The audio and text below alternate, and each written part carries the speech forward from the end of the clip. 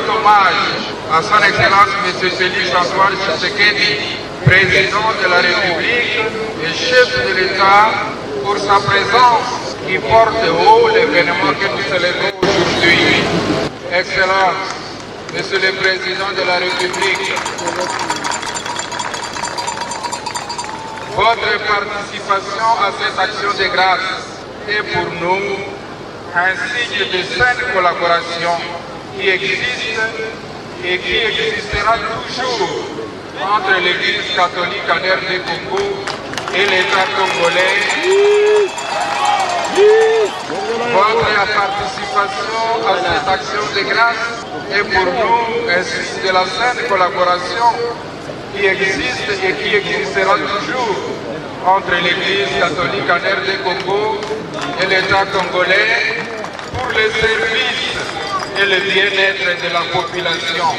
Veuillez recevoir l'expression de notre profonde reconnaissance. Aussi voudrions-nous réitérer nos vifs souhaits d'heureux anniversaire de naissance que vous avez célébré il y a quelques jours.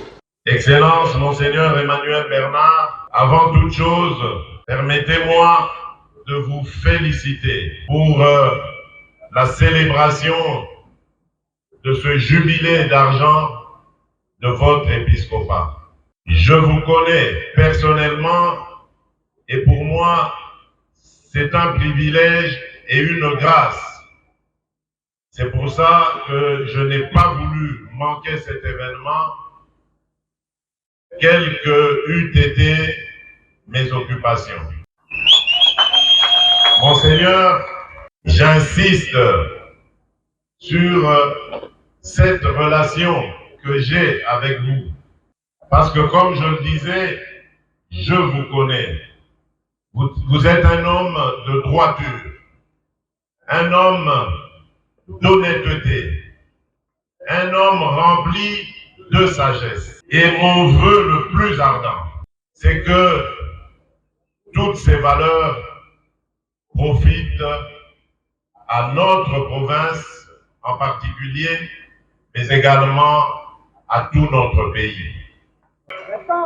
J'ai fait de mon mandat à la tête de mon pays un mandat pour lutter contre les antivaleurs. Et je sais que nous avons eu à plusieurs reprises l'occasion d'en parler, vous et moi. Voilà pourquoi je le dis pour ceux qui ne le savent pas. Monseigneur Emmanuel Bernard Kasanda est un grand homme, un homme de valeur.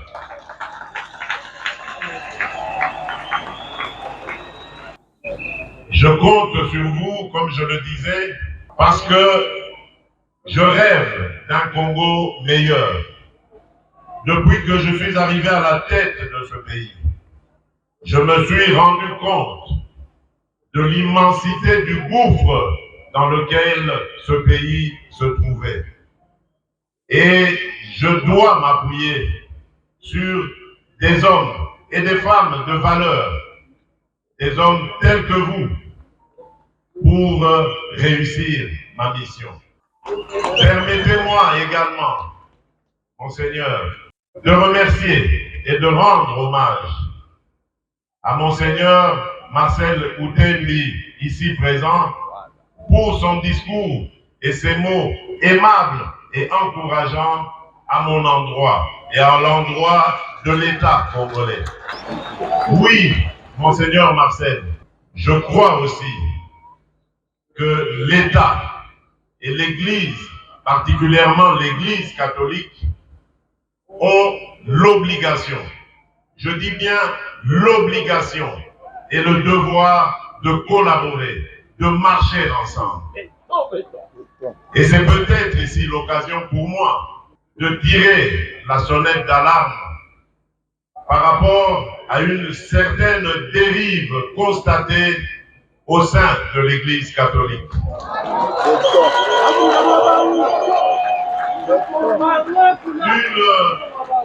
Une dérive que je qualifierais de dangereuse, surtout en cette année électorale. L'église doit être au milieu des villages. Ici, je serais tenté de dire, l'église doit être au milieu des Congolais. L'amour, l'unité et l'égalité.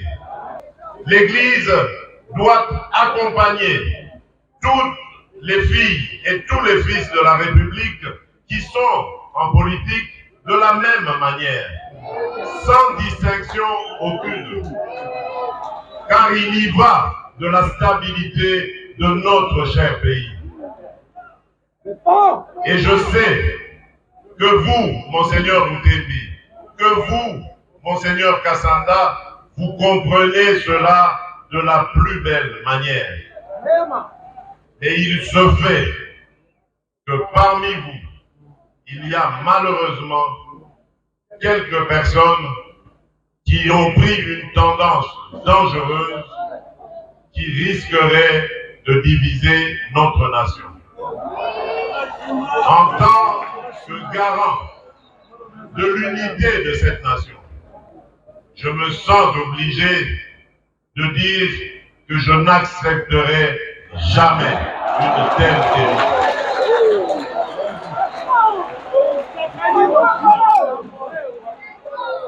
Je continuerai parce que j'y crois à entretenir les meilleures relations avec l'Église en général et l'Église catholique en particulier.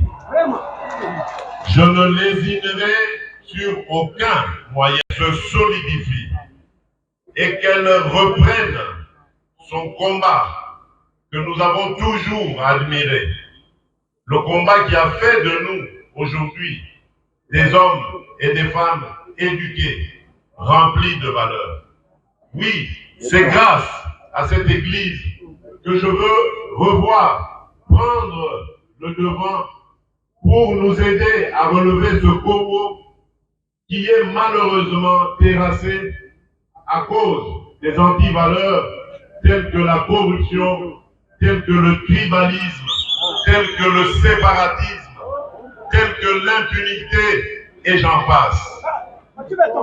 Je sais que je peux compter sur vous et sur Dieu pour que cela demeure et soit toujours permanent, c'est-à-dire une relation excellente entre l'Église catholique et l'État.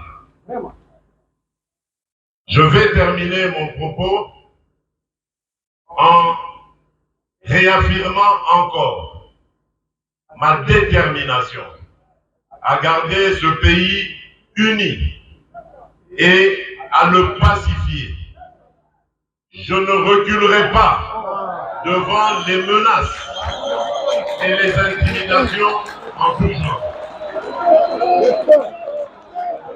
J'ai passé quasiment les 3/4 de ma vie à combattre aux côtés d'un grand homme. J'ai cité Étienne Tshisekedi, Wamulumba, d'heureuse mémoire. Cet homme m'a appris l'amour du Congo et des Congolais.